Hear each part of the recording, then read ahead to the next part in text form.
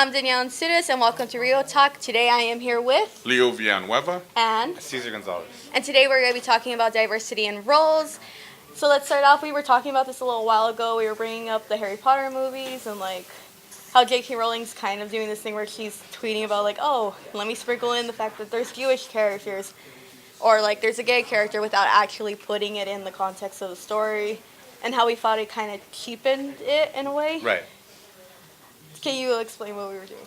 So I think it started too. We were talking about the diverse cast in the Charmed reboot, which is coming out October 11th, and basically how they have a diverse cast. Everyone's basically not white, and they're just what did you say? They were publicizing it, like kind of showing it off, like hey, we have a diverse cast. Like, I felt that was the only thing they had because I wasn't seeing anything else other than, oh, they're all not white, and there wasn't like anything like, oh, here's our like different story. It felt like you were telling, because I haven't watched it, but from what you told me and another person told me, it's just kind of the same show, but add in like more diverse colored Right. people.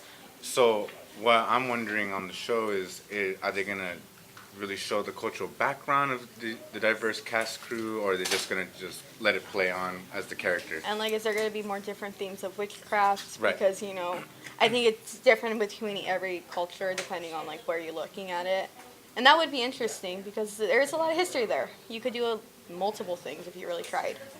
But yeah, and then we moved on to like other things.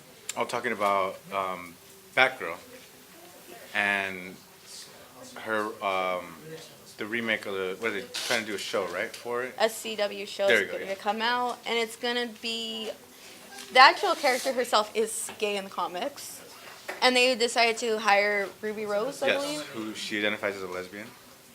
But there was like a lot Who of is a backlash. great actress, Yes. a qualified actress, and she's a versatile actress. I enjoyed. It was a surprise to see her in John Wick, and I think she did well. So I can see her. I could see myself going to pay for a film where she's a lead in an action film.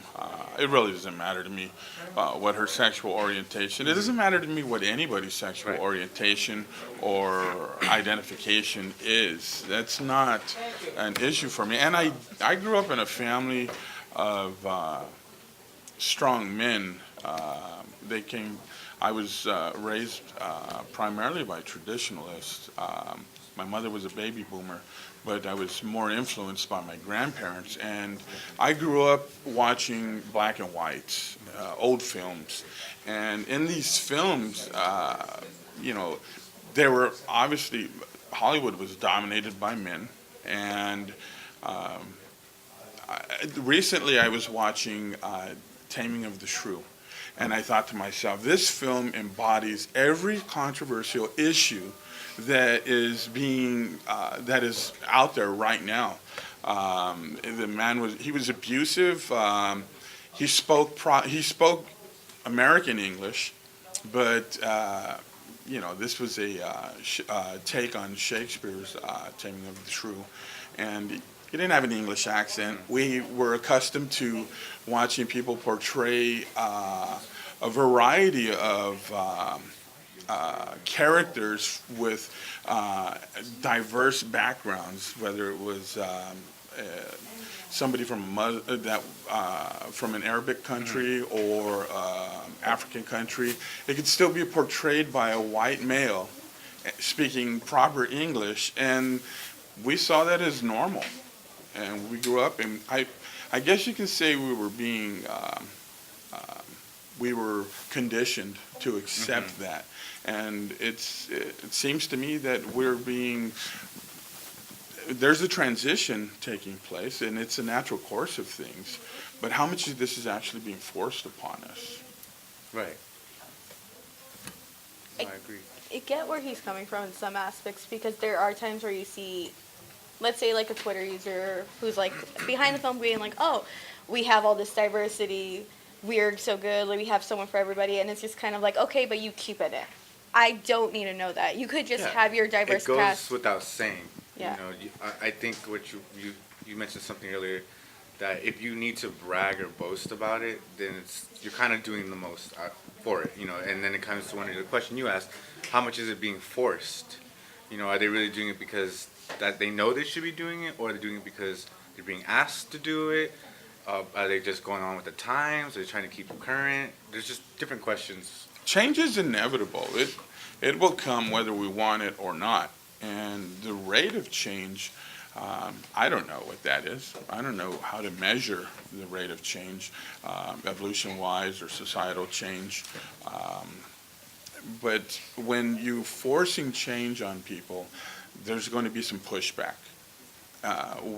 And the people who are pushing back don't necessarily disagree with and aren't opposed to the change, but when it's sort of like when somebody comes knocking on your door unexpectedly trying to push their religion on you. A lot of times we avoid answering the door. I'm generalizing. I'm not speaking for you or anybody else in particular, but I happen to know a lot of people who avoid answering that door because they know what to expect. So if we start to see this sort of thing, if I know for me personally, with actors who are taking political stance and who are open about their protests, I'm starting to avoid going to see certain films because of certain actors who are in these films. I don't watch, I don't follow actors and actresses, or I don't follow people in Hollywood and go see films because of their personal stance on any particular issue. I go for entertainment purposes. That's their job. I also agree that, well, there's a way that they could use their platform for good, I believe. I believe anyone that has a platform can use it for good if that's how they see it fit. But it's true what you're saying, some people should just do their job. They should just act, instead of trying to be this political figure out of nowhere, because why? That's what's going on in the world today. I know for me personally, I have strong opinions, and I take a position on political matters, on socioeconomic issues, and when I engage others or argue with others, which I tend to do, Debate. and during that debate and even afterwards, I reflect on the conversation or the debate, and I realize that sometimes I step onto that slippery slope. And I wonder how often, I know in retrospect I've made a lot of mistakes in life, but I don't think we have the luxury of doing that. Not in not in the America that we live in today. And I just think Hollywood's ruining itself, and it's losing that.